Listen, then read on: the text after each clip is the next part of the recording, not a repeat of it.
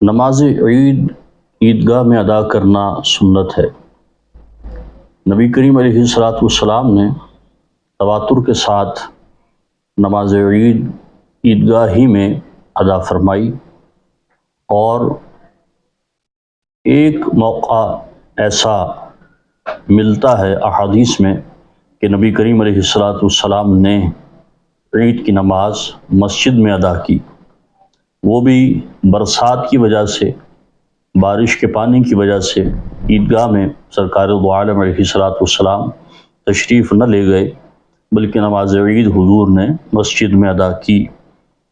ایک بار کا یہ حضور کا عمل ہے، لیکن اس کے بعد نبی کریم علیہ السلام سے تواتر سے یہ بات ثابت ہے کہ حضور علیہ السلام نے نماز عید عیدگاہ ہی میں ادا فرمائی، اور صحابہ کرام علیہم رضوان نے بھی اسی پر عمل کیا۔ نبی کریم علیہ السلام کی اس عظیم سنت کو آج کے دور میں ضروری ہے کہ زندہ کیا جائے۔ ہمارے یہاں مساجد میں ہر دوسری مسجد میں نماز عید پڑھی جا رہی ہوتی ہے، اور ظاہر ہے کہ مسجد کا انتظام سنبھالنے والے جو مسجد انتظامیہ ہیں، وہ شرعی مسائل سے اتنی آگاہ نہیں ہوتی کہ ان کو معلوم ہو کہ حکم شرع کیا ہے۔ امام کو اپنے احکامات کا پابند بنا کر رکھتے ہیں، تو جو انتظامیہ کہہ دیتی ہے، ہمارے بھولے بھالے ائمہ کرام بھی ان کی ہاں میں ہاں ملا دیتے ہیں، جبکہ ہونا یہ چاہیے کہ امام مسجد کو یہ ذمہ داری ہے کہ وہ نائب رسول ہے، نبی کریم علیہ السلام کا نائب ہے، تو وہ دین کو نافذ کرے اور یہ لوگوں میں شعور بیدار کرے کہ حکم شرع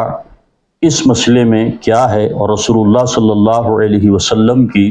سنت مبارکہ کیا ہے۔ لہٰذا ہم یہ بات آپ سے عرض کرتے ہیں کہ ہمیشہ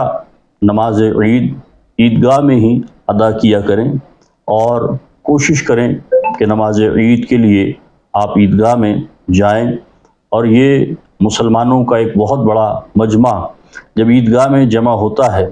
تو اس سے کفار اور مشرکین پر ایک دبدبہ اور ایک لرزہ طاری ہوتا ہے کہ مسلمان ایک بڑے میدان میں جمع ہو کر اللہ تبارک و تعالیٰ کے حضور جھکتے ہیں، اس کی عبادت کرتے ہیں، اور اس کی کبریائی کی تکبیرات بلند کرتے ہیں، تو اس سے کفار مشرکین کے دل دہل جاتے ہیں۔ لہٰذا مسلمانوں کو چاہیے کہ اپنے آقا مولا